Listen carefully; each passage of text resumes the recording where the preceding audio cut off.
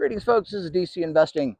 I've reached financial independence and I talk about topics that can help others on their pathway to financial independence. And today I wanted to talk about a little bit on stock lending within a margin account and also the handling of dividends while your stocks are lent out. And this is something I hadn't encountered for the past couple decades because I never did margin account lending, but I did this year when I did some margin lending or margin account stuff at Robinhood.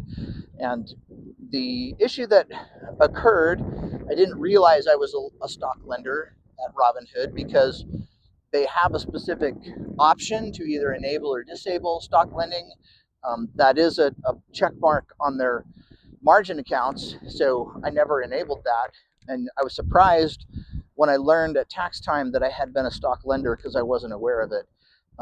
Basically, in margin account agreements, I believe for most brokers, they have a clause that lets them do stock lending from your margin account just as part of the reason why they lend you money, I guess. So kind of basically what I wanted to say is there's a difference in between Fidelity and Robinhood in terms of how dividends happen while your stocks are lent out. And it's enough of a difference that you really should be aware of it. So what happens is if your shares are lent out across a dividend payment period, you still get paid your dividend, but because your shares are now owned by someone else legally, it's the stock short that still has to pay the dividend while your accounts are lent out. But when they pay it to you, it changes the nature of that dividend. So instead of coming to you as either a qualified dividend or a return of capital, you get it as miscellaneous income that's called substitute payments in lieu of dividends and interest.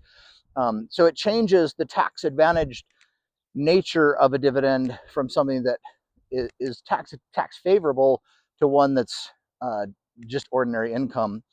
And so the difference that I learned between Fidelity and Robinhood is that Fidelity is well aware that this happens to your dividends if your shares are lent out. And so they actually pay you a little bit more on your dividends when you get it to account for that difference. And I was chatting with a rep from Fidelity the other day. He didn't know right off how much the increase was, but he said, we do compensate you for your dividends being lent out.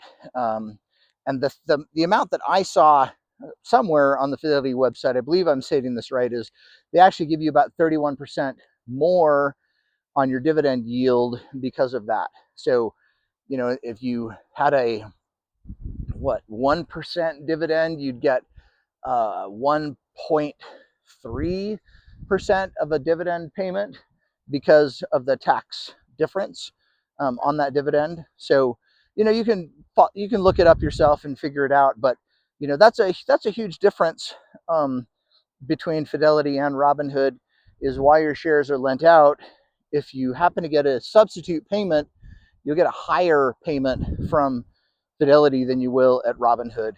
And so that's just kind of, you know, competition between brokerage accounts is good to know, as, you know, on your financial path, that different investment firms treat you better or worse depending on what platform it is. And so I think that treatment by Fidelity is definitely a better treatment than what I'm getting at Robinhood when my shares are lent out.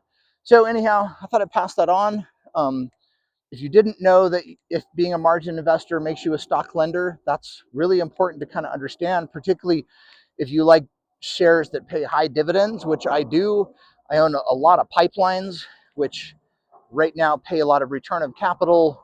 Even some of the normal companies that I get pay not only qualified dividends, but they also give you non-dividend distributions, which is kind of the same as return on capital, just kind of reduces your basis, and you don't have to pay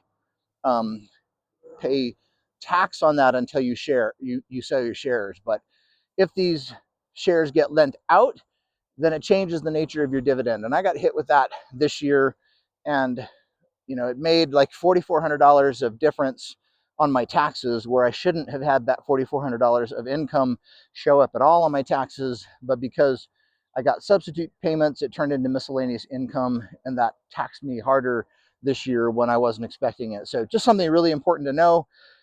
And also that Fidelity kind of compensates you when your stocks are lent out if you get dividends. So those are the two things I'm trying to pass on and help others with.